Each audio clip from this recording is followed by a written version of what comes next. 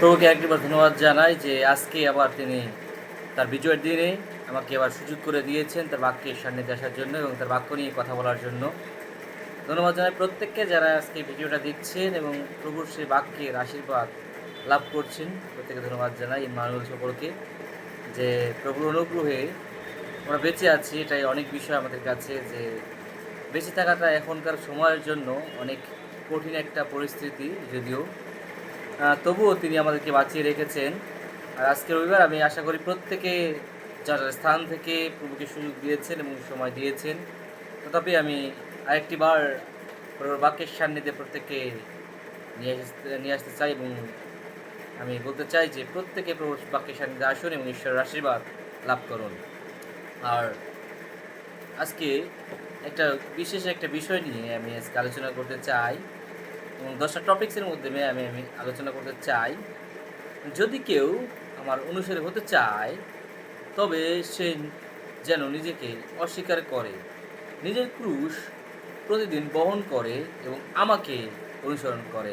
সে সন্তানেরা, আজকে এই বাক্যটা বলতে চাই যে প্রত্যেক দিন আমরা আমাদের ক্রুশ যেন বহন করি। এইখানে যিশু এমনভাবে বলেছিল এবং শিখাচ্ছিল আমাদেরকে যেন আমরা তার অনুসারী হই।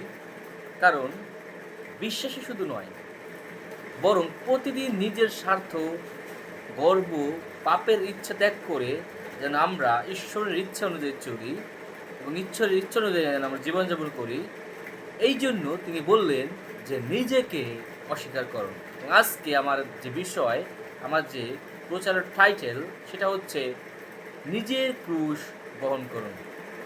নিজের ক্রুশ বহন করুন। বিশেষ সন্তানেরা, আমি কয়েকটি টপিকের মাধ্যমে এবং বাইবেল ভার্সের মাধ্যমে বলতে চাই যে আমরা কিভাবে নিজেদের ক্রুশ বহন করব এবং নিজেদের ক্রুশ বহন করার মাধ্যমে আমরা কি পেতে পারি। ওকে, নাম্বার ওয়ান, ক্রুশ মানে শুধু কষ্ট নয়, দায়িত্ব। আমরা অনেকে চিন্তা করি যে আমরা যখন ক্রুশ পাই বা আমরা যখন ক্রুশ ব্যবহার করি, সেটা জাস্ট একটা সিম্বল বা প্রতীক হিসেবে আমরা ব্যবহার করি, কিন্তু এটা আমাদের একটা দায়িত্ব যে আমি যীশু খ্রিস্টের অনুসারী, আমি যীশুকে বিশ্বাস করি। এবং এইটা আমরা যদি দেখি একটু বাইবেল ভার্সে, যে মথি লিখিত সুসমাচার 16:24 কী বলা আছে, এখানে কি বলা হয়েছে, বাইবেল এই বিষয়ে কি বলে, যে ক্রুশ মানে শুধু কষ্ট নয়, ক্রুশ মানে দায়িত্ব। আমরা দেখি মথি 16:24 আছে, তখন যিশু আপন শিষ্যদিগকে কহিলেন, কেহ যদি আমার পশ্চাৎ আইসে ইচ্ছা করে, তবে সে আপনাকে অস্বীকার করে আপনার ক্রুশ তুলিয়া লও এবং আমার পশ্চাৎগামী হও। আমেন। যে সন্তানেরা, আজকে বাইবেল ভার্স যেটা বলছে যে নিজের ক্রুশ তুলিয়া লও, শুধু তাই নয়, যদি তাহার অনুসারী হও। যদি প্রভুকে যিশুকে বিশ্বাস করো, তবে নিজের ক্রুশ নিজে বহন করুন। এইখানে স্পষ্ট বলা হচ্ছে, শুধু আমি ক্রুশ বহন করছি এর মানে এই না আমার দায়িত্ব নেই।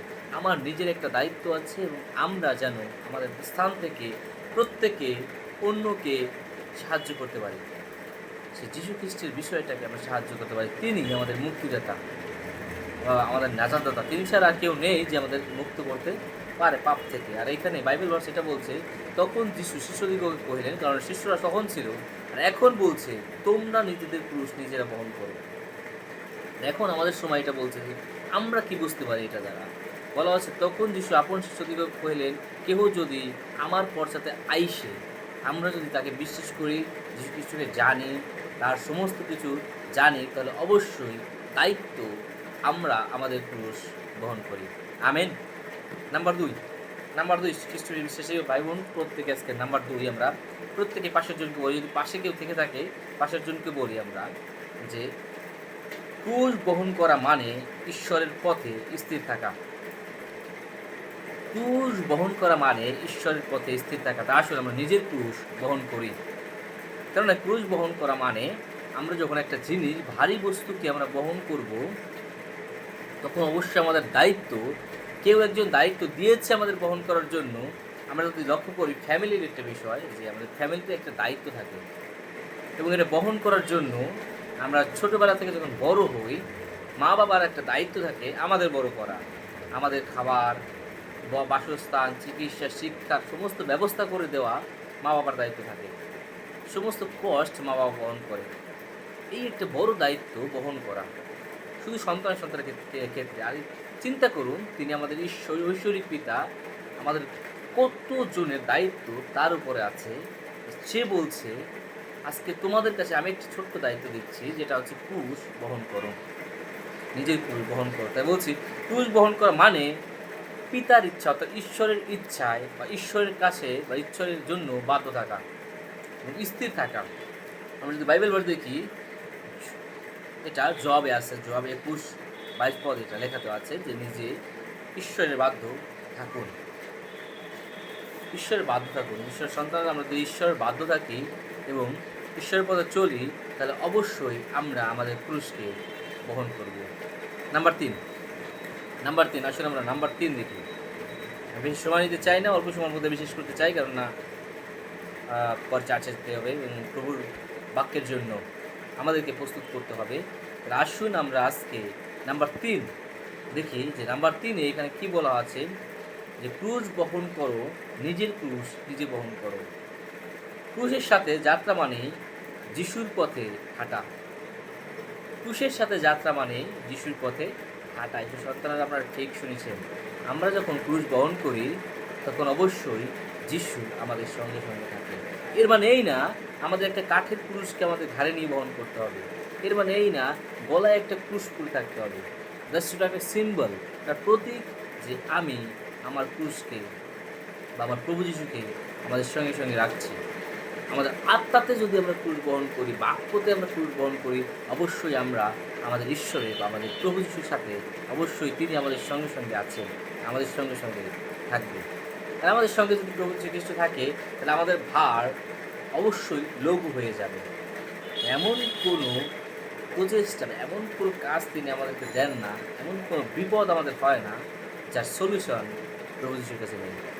প্রিয় খ্রিস্ট বিশ্বাসী ভাই বোন, আজকে বাক্য বলছে ক্রুশের পরে যাত্রা মানে নিজের পথে হাঁটা নয়, ক্রুশের পথে যাত্রা মানে যিশুর পথে হাঁটা। আমরা একটু বাইবেল ওয়ার্ড দেখছি, যোহন লিখিত সুসমাচার 14:6, যোহন 14:6।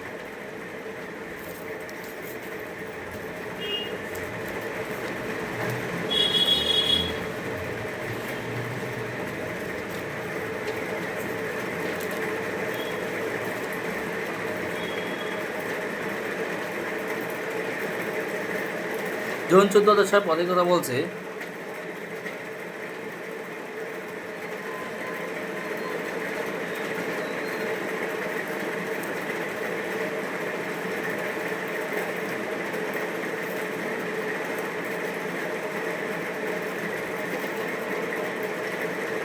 যোহন 14:6 পদের কথা বলছে যে যিশু তাহাকে বলিলেন, আমি পথ ও সত্য ও জীবন, আমার দিয়া না আসিলে কেহই পিতার নিকটে আইসে না।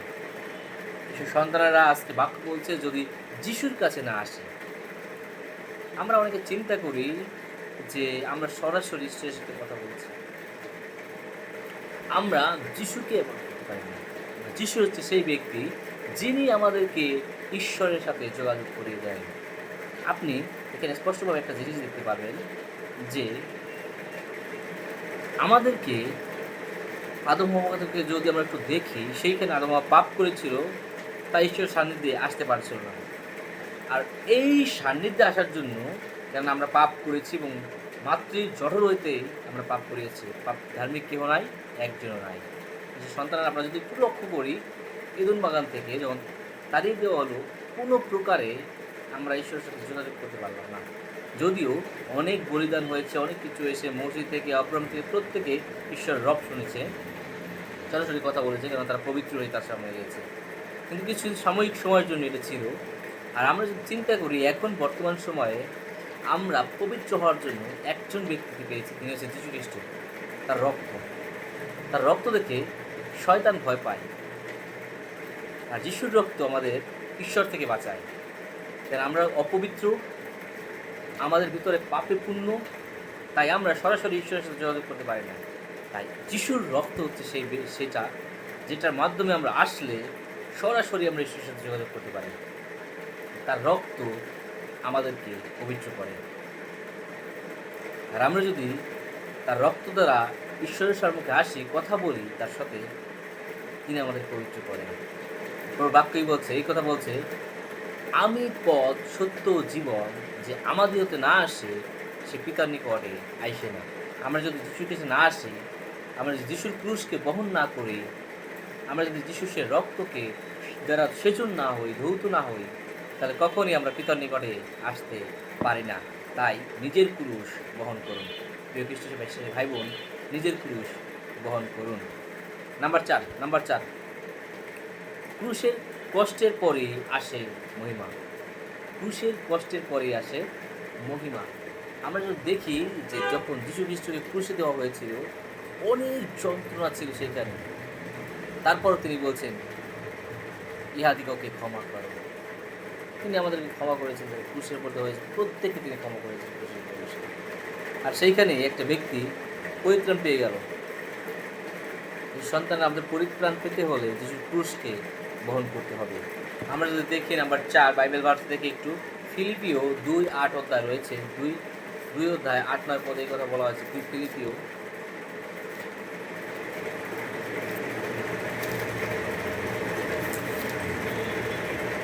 ফিলিপিও 2:8 কথা এই কথা বলে, এবং আকারে প্রকারে মনুষ্যবৎ প্রত্যক্ষ হইয়া আপনাকে অবনত করিলেন, মৃত্যু পর্যন্ত, এমনকি ক্রুশীয় মৃত্যু পর্যন্ত আজ্ঞাবহ হইলেন। এই কারণে ঈশ্বর তাহাকে অতিশয় উচ্চ পদান্বিত করিলেন এবং তাহাকে সেই নাম দান করিলেন যাহা সমুদয় নামে অপেক্ষায় শ্রেষ্ঠ। এখানে আমরা বুঝতে পারি যে একমাত্র যীশু খ্রিস্ট সেই ব্যক্তি যাকে এই নাম প্রদান করা হয়েছে। আমরা যদি সেই নামের কাছে আসি, তাহলে আমাদের ক্রুশ বহন করতে হবে। প্রিয় খ্রিস্ট বিশ্বাসী ভাই বোন, আমাদের জীবনে অনেক ক্লান্তিতা থাকে, অনেক পরিশ্রম থাকে, অনেক অপবিত্রতা থাকে, জাগতিক বিষয় থাকে। আর বাক্য বলছে একমাত্র নাম আছে, যে নাম আমাদেরকে পবিত্র করতে পারে, আমাদেরকে ধৌত করতে পারে। সে নাম হচ্ছে যীশু খ্রিস্টের নাম। কেন ফিলিপিওতে এই কথা বলে, আকারে প্রকারে সর্ব বিষয়ে একমাত্র একজনকে নাম প্রদান করা হয়েছে, তিনি হচ্ছেন যীশু খ্রিস্ট। আসুন প্রিয় খ্রিস্টের ভাই বোন, আমি আপনি প্রত্যেকে তাকে বিশ্বাস করি এবং ক্রুশ বহন করি। নাম্বার পাঁচ, প্রতিদিন নিজের ক্রুশ বহন করুন। একদিন নয়, প্রতিদিন। প্রিয় খ্রিস্ট বিশ্বাসী ভাই বোনেরা, আমরা প্রতিদিন নিয়মিত খাবার খাই, আমাদের নিয়মিত পরিষ্কার পরিচ্ছন্ন থাকে, তাই আমরা সুস্থ থাকি। আমাদের আত্মাকে সুস্থ রাখার জন্য, পরিতৃপ্ত রাখার জন্য প্রতিদিন বিশ্বাসে আমাদের ক্রুশ বহন করতে হবে। আমরা যদি আমাদের ক্রুশ বহন করি, আমরা যদি আমাদের জীবনকে প্রভুতে রাখি এবং যিশুর কাছে আসি, তাহলে অবশ্যই তিনি আমাদেরকে তার রক্ত দ্বারা গোসল করাবেন, আমাদের আত্মাকে সেচন করাবেন, যেন আমরা পবিত্র হই, আমাদের আত্মা যেন সুন্দর হয়, তার সাথে ভালো একটা কমিউনিকেশন নিয়ে আমরা যুক্ত হতে পারি। তাই বলছে প্রতিদিন নিজের ক্রুশ বহন করুন। আমরা লুক লিখিত সুসমাচার 9:23 পদে দেখতে পারি। লুক লিখিত সুসমাচার 9:23 পদে কথা বলে,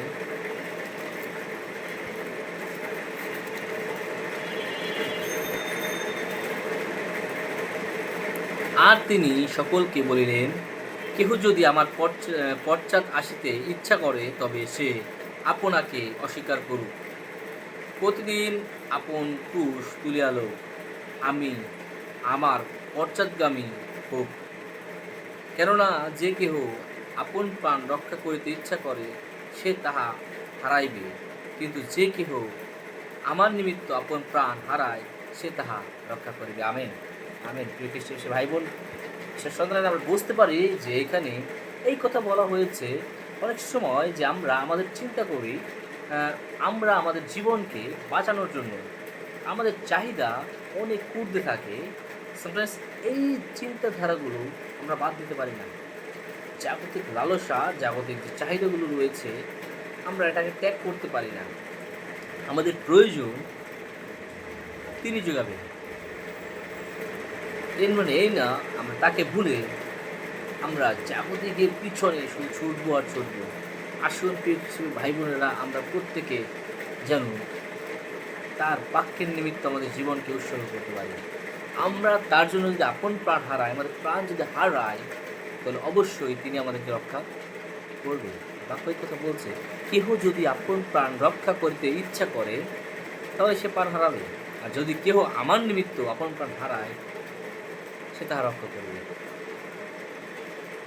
তাহলে আসুন প্রিয় খ্রিস্টান ভাই বোনেরা, ঈশ্বরের সন্তানেরা, আমরা প্রত্যেকে আমাদের জীবনকে বাঁচানোর জন্য, আমাদের জীবনকে রক্ষা করার জন্য, আপন প্রাণকে রক্ষা করার জন্য, ঈশ্বরের জন্য অর্থাৎ প্রভু যীশু খ্রিস্টের জন্য আমাদের প্রাণকে হারাই।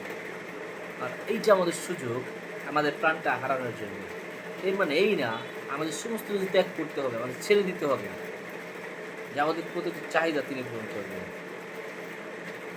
সংসার আমাদের প্রত্যেকে থাকবে, আমাদের চাহিদা থাকবে, আমাদের সমস্ত কিছু আশা থাকবে, আকাঙ্ক্ষা থাকবে, সমস্ত কিছু জানি ঈশ্বরের গৌরবের নিমিত্ত হয়।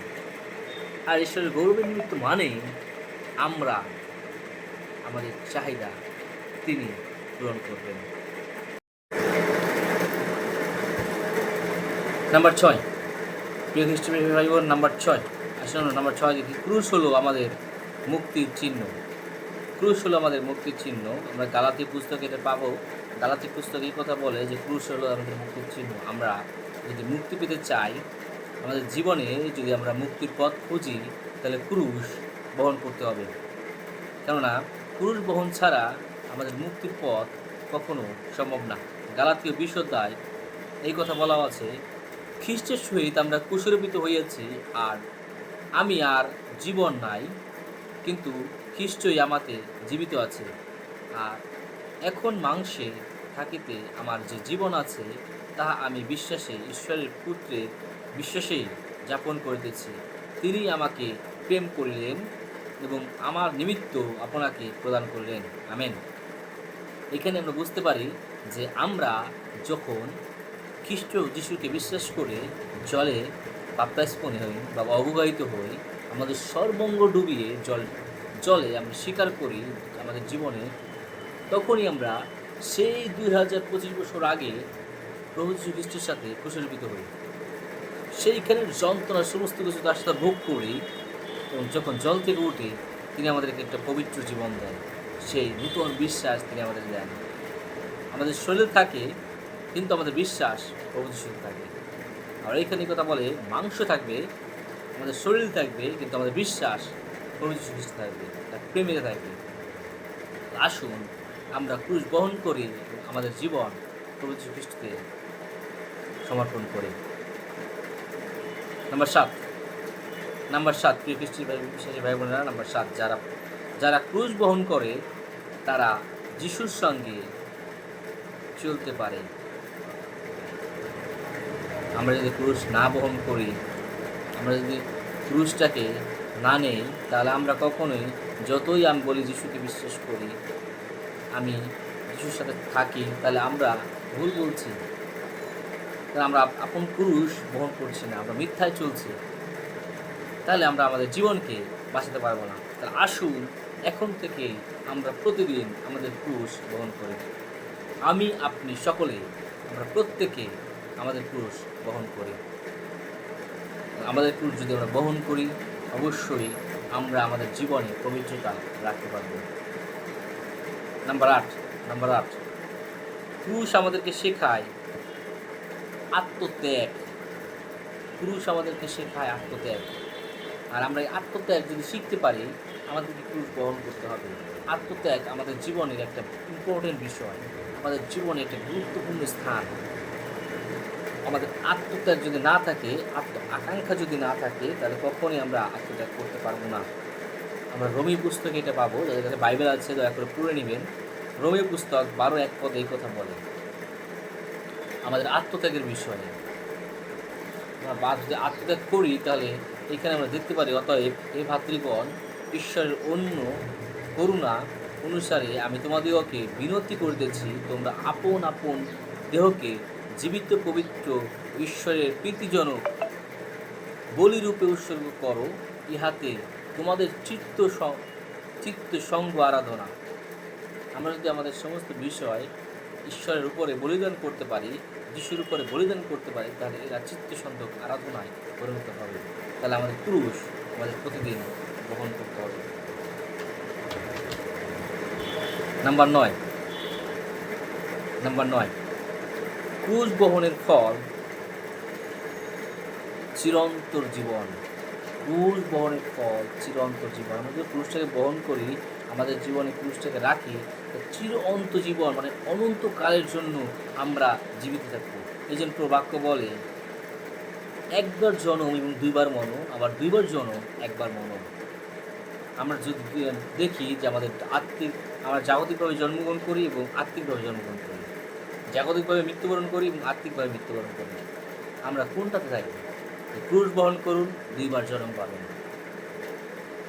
প্রবাক্য এই কথা বলছে, ক্রুশ বহনের ফলে চিরন্তর মানে অনন্তকাল জীবিত থাকা যাবে।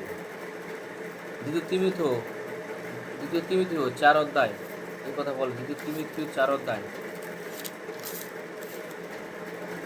এই কথা বলে। 4 অধ্যায় 7-8 পদ দেখে একটু। আমি উত্তম যুদ্ধে প্রাণপণ করিতেছি, নিরূপিত পথে শেষ পর্যন্ত দৌড়াইয়াছি, বিশ্বাস রক্ষা করিয়াছি।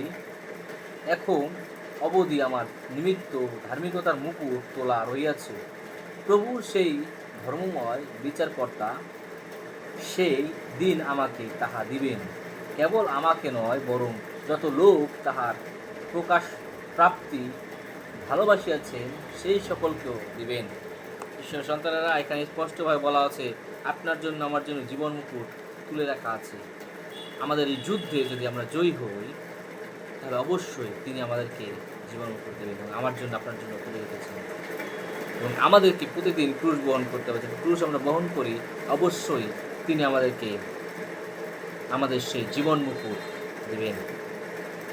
এ থেকে আমরা বুঝতে চাই বা বলতে চাই যে আজকে 1 থেকে 9 পর্যন্ত আমরা যতগুলো বাক্যের বিষয় দেখলাম, সেইখান থেকে আমরা নিজের ক্রুশ বহন করা গুরুত্বপূর্ণ বুঝতে পারছি এবং গুরুত্বটা কতটুকু আমরা দেখতে পেরেছি। নিজের ক্রুশ বহন করা মানে এটাই, নিজের ইচ্ছাকে ধারণ নয়, নিজের ইচ্ছাকে ত্যাগ করা এবং প্রভু যিশুর ইচ্ছাকে গ্রহণ করা, ঈশ্বরের ইচ্ছাকে মানা, আমাদের জীবনে তা প্রয়োগ করা, ধৈর্য, বিশ্বাস ও আত্মত্যাগভাবে জীবনযাপন করা, যেন আমরা শেষ পর্যন্ত জীবন মুকুট পেতে পারি। ঈশ্বরের সন্তানেরা, আসুন আমি আপনি সকলে আমরা যেন প্রত্যেককে বাক্যে স্থির থেকে শেষ পর্যন্ত আমাদের জীবনকে নিয়ে যেতে পারি, আমাদের জীবনকে বাক্যের মাধ্যমে চালাতে পারি। তাহলে আমরা জীবন ফল এবং জীবন মুকুট দুটাই পেয়ে থাকব। আর আজকে এই মুহূর্তে আমি বলতে চাই, প্রত্যেকে আসুন আমরা আমাদের সেই বিশ্বাসী জীবনকে প্রভুর বাক্যে স্থির রাখি এবং ক্রুশ বহন করি। আমেন। মানুষ সকলকে